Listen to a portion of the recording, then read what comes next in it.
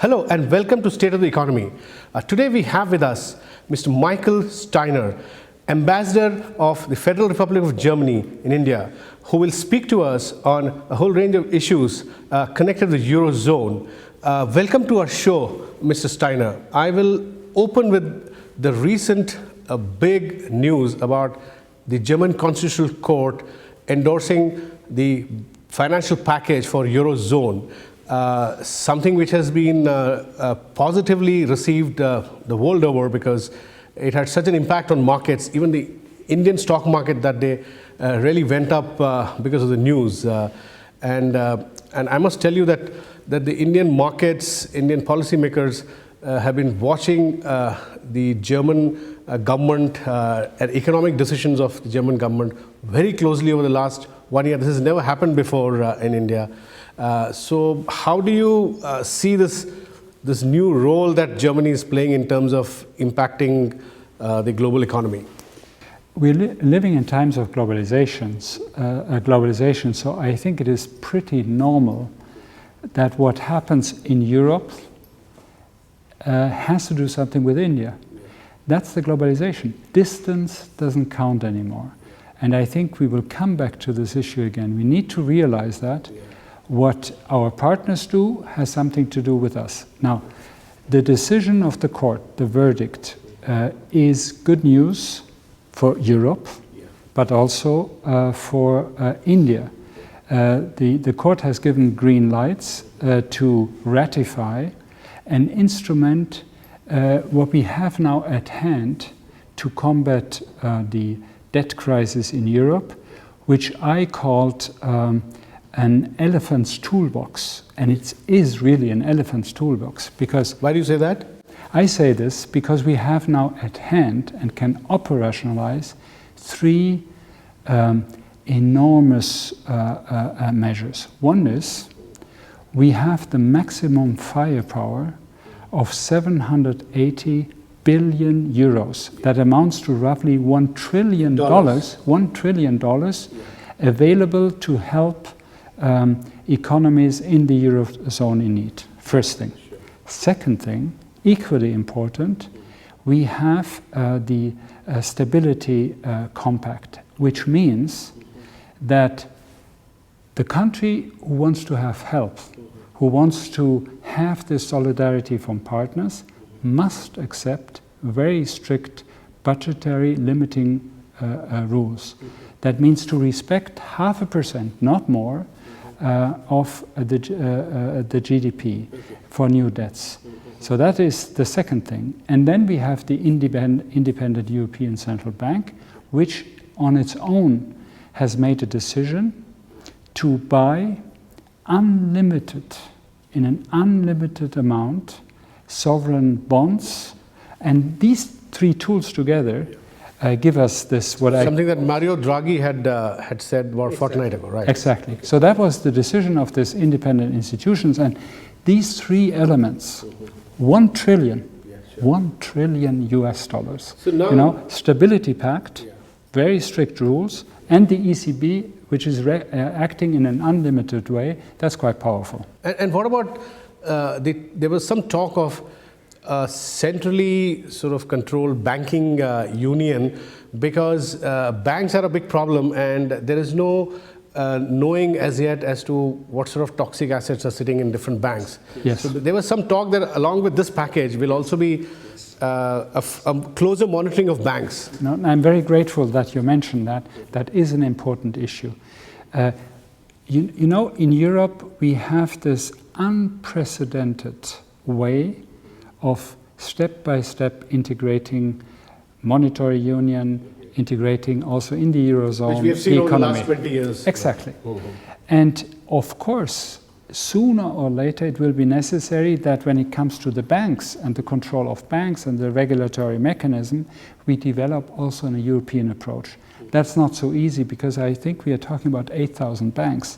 So far we have a national tradition. We have already made some steps. Now the Commission presents a proposal which one has to study. It must function. I think we all agree on the direction and that we need to do there something.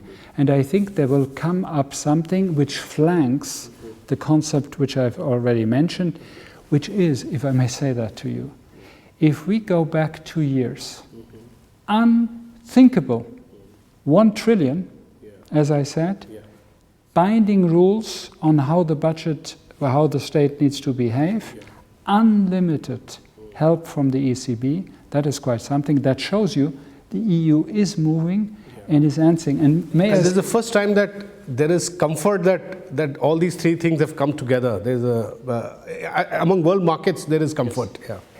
Let's be honest to people. I think the debt crisis is not yet over. It's not yet over. There are more things to be done. We need structural reforms if we want growth, and growth is an important element. We cannot only have restrictive or preventive fiscal means and financial means, we need also growth. In order to have growth, some of our partner countries must do, and that is not easy, decisive structural reforms in order to generate growth, better spending. These things, there is still a lot to do. But the point is, I think what has changed is that we have now the tools. And we have, with the verdict of the German Constitutional Court, the firepower to deal with it. Firepower, all this stuff. With the verdict of the German court, we have, so to speak, the legal stamp that this is in line with the Constitution, which makes it also easier for our politics to go this way. And we have one thing, if I may say that to you, excuse me that I mention it, but because I think it is important. Why was this possible in Germany? Because nobody likes to spend money. Yeah, because there's a lot of talk that Angela Merkel may not be able to do it. She doesn't have political support. You know what the secret is? How did it happen here? I think the secret is that we have a cross-party consensus that we go for the Eurozone, that we go for Europe. We want more Europe, not less. And from Angela Merkel, over the foreign minister, Mr. Westerwelle, to the opposition, Greens, Social, the main opposition parties, all agreed. Even the Greens and the left also supported it? Not the left, it is true, but the main opposition parties, the Social Democratic Party, the Green Party, in the parliament, they have voted in favor, so that we have adopted this package in parliament, supported this pro-European policy with a 2/3 majority in both chambers. That's a big majority, yeah. We'll take a small break at the stage and we'll come back soon. Please don't go away and keep watching Rajya Sabha Television.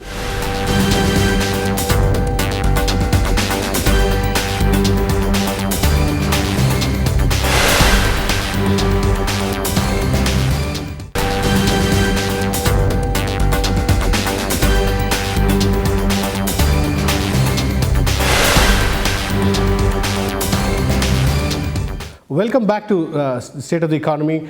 We are having a conversation with Mr. Michael Steiner, Ambassador in India of the Federal Republic of Germany. Mr. Steiner, we were talking about how there was a cross-party consensus in the German parliament.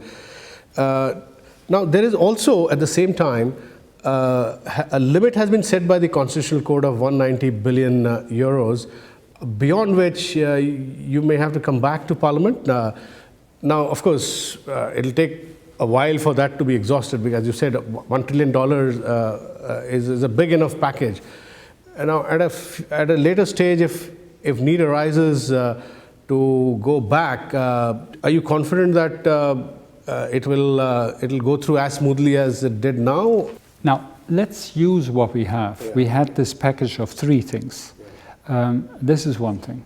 The second thing is, I think what the Constitutional Court did was the most natural thing. Sure. Because there was a law presented to them, and the question was, is this constitutional or not? Now, the court said, we judged this law. We didn't judge something else. We didn't judge whether there should be a carte blanche. Of course, they cannot agree to it. That was not part of their mandate. Yeah. And they said just one thing, which I think every parliament in the world, and also the Lok Sabha, would ask for. The Constitutional Court has said, You have to make clear that Germany has agreed to, if need be, at maximum spend $190 billion. Give a credit for that and spend it if need be. Yes, with our good name, we have to stand for that. Not more.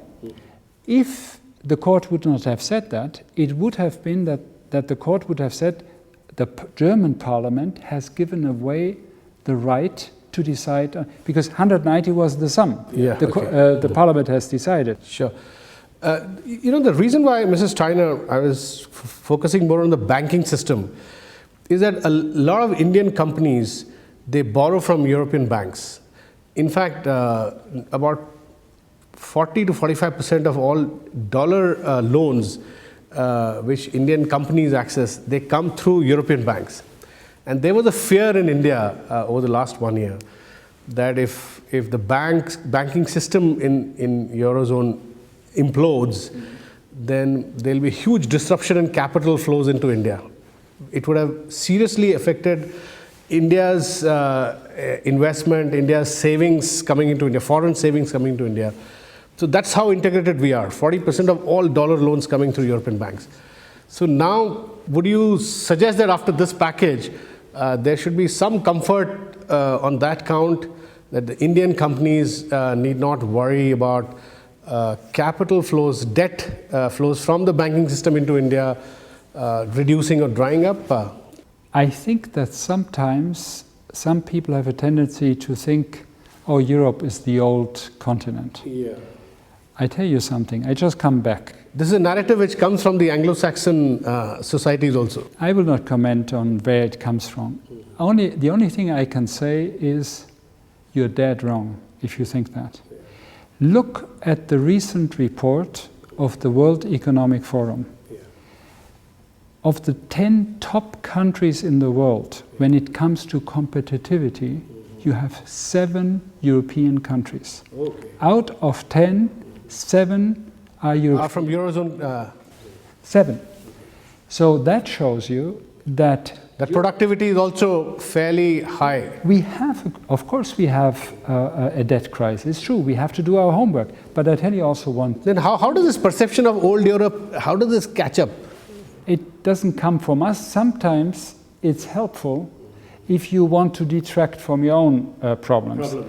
This exists as a normal political fact, but let's go to the realities. And the reality is, and I think you made my case better than I could do that. The reality is, Europe is the biggest trading partner for India. Sure. Europe has what India doesn't have. India has, on the other side, what Europe doesn't have. If you look at the demographic factor, if you look at what we can do to help India train and educate these young people, you can look wherever you want. And Germany, which is in this relatively strong position now, I think is an ideal match. That should make a strong case for a free trade agreement in goods and services and everything all together. I couldn't agree more. Because look at the global landscape. You have China pretty strong. You have the United States still being the superpower. Russia is where it is. Sure. But look at Europe and India. No conflicts we have, no divergences of interest, same fundamentals. You are a democracy, we are certainly a democracy, we are both. We have the same entrepreneurial genes. Sure. And I tell you... And you have better relations with China, which actually helps India, because when dealing with the US, you have a tendency to choose. You're under stress, whether if you go deeper with US in relation, the Chinese will be unhappy. If you go deeper with China, US will be unhappy. Look, I mean, can I come back to the globalization? I think that we all know that the globalization is a reality, that we cannot go it alone. But what that means, we have not really thought through till the end. Yeah. And it means, for example, that distance doesn't play the role it has played in the past anymore. Sure. You can fly, transport doesn't cost really anymore, number of reasons, communication and so on. So that means what is important now is not nearness in a geographical sense, but in a value sense. In a sense of, are you working well together? Do you have the same interests? And if you take this modern perspective, or whether we are apart or together. Natural partners, like Natural partners, as you say. India in the center of Asia, of South Asia here. Look at Germany in the center of Europe. Yeah. Both, we have a mission of being anchors of stability. We here, you there. You have a look east policy, but also a look west policy. Look at Germany, has a look east policy, but is anchored also in the European Union and in the transatlantic community. Very similar. Very similar. Very similar. So would you say that? And we like each other. Yeah. So are you confident that India and EU will sign a comprehensive free trade agreement in goods and services ahead of maybe India and US? Because there is some talk of India and US also looking at a FTA. Yeah. Let's be very frank. This free trade agreement is not about just pieces where you have an interest, where we have it. It's the package. Yeah. No, it's the whole range. It's the broad bench. Yeah. And now you can talk about cars, we can talk about cars, we can talk about insurances, free access to market, all this. But let's talk about the fundamental. The fundamental is a strategic issue here. Yeah. That means if we sign in time, and the reality is we have to do this till early next year, otherwise politics wouldn't allow it anymore. Yeah, sure. But if we do this, it would be a boost to the market, to the Indian companies and industry, because you would say, India is open for Europe, the biggest trading partner. It's also for us good, because it would mean Europe is open for India. The perfect match. Yeah. We'll take a small break here. Please don't go away and keep watching RSTV.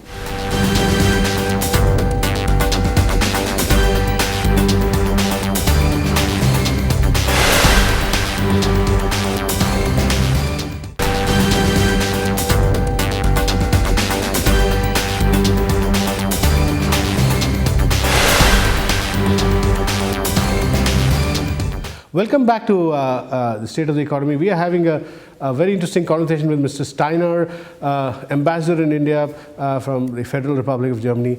Mr. Steiner, comprehensive free trade agreement between India and EU is waiting to happen. They are natural partners. This is the right time at the stage that globalization today is at crossroads. There's crisis. Yes. So to deal with the crisis, this is just the time to further integrate each other's economies, each other's. Now, what are these negotiations have been going on for now a couple of years, more than that. Now, what are the sticking points? What are the problems today? I must tell you that you understand my approach. The free trade agreement between India and Europe is not about the next year. It's about the next 20 years. Yeah. It's about a long time perspective, and it answers the question, are we open to each other or not?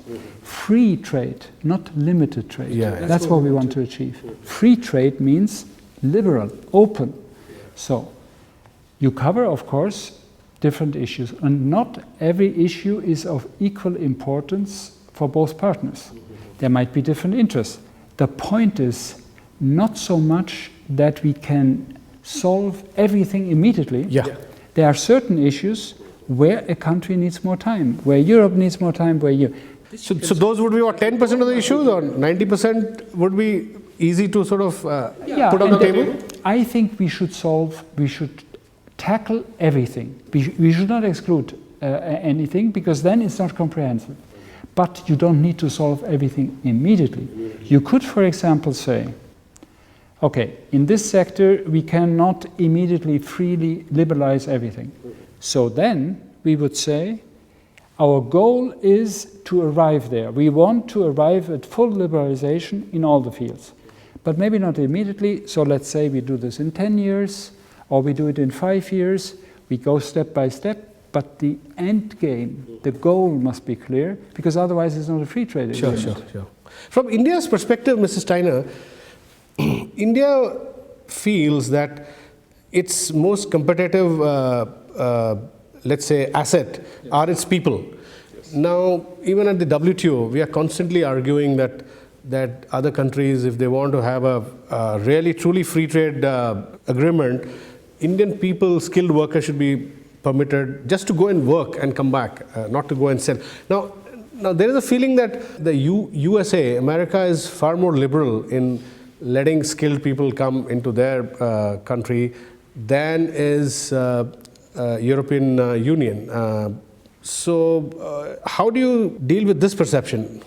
I think what you say and this critique is not completely wrong. And I think in the past we cannot say on this sector we want full freedom, on the other sector we are restrictive. Mr. Steiner, there is a lot of expectation among the Indian people now from Germany, because in the 21st century, Germany has clearly taken the lead in Europe of being an economic leader, also political leader, a position that used to be occupied by the United Kingdom in the 20th century. So does that put a burden on Germany? Of course, it's a happy situation, but it's also a burden, right? Yes, sometimes there is simply too much expected from Germany, what Germany can not burden, also financially, because the resources also are limited. Yeah. Are limited, and I've told you the amounts we are talking about. German sign of solidarity to the weaker partners in Europe, if you take it all together, amounts to 300 billion euros, around 400 billion US dollars. That's a lot, and needs to be explained, of course, also to the public and to the Germans. But let me say, if we have learned one thing, we don't need to hide ourselves. That is true, but we have learned the best decisions, especially in a globalized world, in a Europeanized world in which we are living, are decisions we take together. So sometimes it's cumbersome, sometimes we have different ideas, also sometimes different interests. Of course, that's the reality. But decisions which, after lengthy, nighty discussions at all these summits we have, are in the end taken in consensus, are the best ones. And I think that is our lesson also. And in any case, I would think, if we think till the end the globalization, and if it is true what I said, that distance doesn't play anymore, commonalities, common values, common attitudes play. If this is true, then of course you have to also act in accordance with the recognition that you cannot do it alone. So that you need a partner, that you are much better off if you strive for win-win situations. And India and Germany is a win-win. If I have one thing to complain in trade, in economy, complain about things between India and Germany, then it is that we didn't use the potential we have so far. 20 billion trade exchange, which we achieved this year, we might be proud. I say, should be much fine, more. but it should and could be much more. You know, the other issue that comes to mind is, I had recently interviewed Dr. Klaus Regling of the European Financial Stability Fund, EFSF. He'll be administering ESM also. Yes. He gave me a very interesting bit of statistic. He said that the Eurozone fiscal deficit is rapidly improving, and by next year it could actually be 2.5% of GDP. And he says if you compare it with that of US, which is still upward of 6-7% of GDP. So Eurozone has actually done very well in terms of containing its borrowings, and also in terms of shrinking the incomes, per capita incomes, as part of austerity. And he argued that there is a disconnect between the way Eurozone thinks macroeconomics as opposed to how America and UK thinks macroeconomics. They still believe that you can keep throwing money and something will happen, whereas Eurozone doesn't think that way. Now, this difference of thinking, fundamental difference, does it come in the way of arriving at consensus or some in G20? Does it create problems in arriving at some consensus methods of lifting global growth? Because if US and Eurozone don't agree on some fundamental philosophy, it becomes a problem, right? Of course. I mean, there are different approaches. We believe that we need to generate long-term growth. We have short-term measures which we have to take, and that is help with money, solidarity, that's what you mentioned, but that's not good enough. We need also to tackle the fundamental problems, and the fundamental problems were budgetary indiscipline, and we missed structural reforms, which have been done in Germany, by the way, by the... Germany did it quite well in the 2000s and... But now there's a good message also, I must say, and that's a good message for everyone. 12 years ago, you could read in the international press, and it was not so wrong, that Germany was the sick man of Europe. 12 years ago. Now it's changed, perception is... Then we did reforms. What does this mean? It means that when you have a crisis, it's also a chance. India went through that at the end of the last century. And then China went through. Why do you think China is so successful? Because of the Cultural Revolution. The Cultural Revolution had the effect that China was broke. And they drew the consequence they had to, whether they liked it or not, to change course, and they did that, and they are where they are. Germany did this 12 years ago, not to such an extent, but they made reforms. India did that, and it had remarkable effects. So structural reforms is the answer? Not the only answer. Also solidarity. This is what you need also. You need the tool, the whole toolbox. So I think if you go for just one part, throwing in money, it might help you short term. Yeah. So you come back to what you said, the elephant's toolbox. I think. Thanks a lot for talking to us, Mr. Steiner. It's a great pleasure. Thank you. That's all we have in this edition of State of the Economy. We'll be back again. Thank you.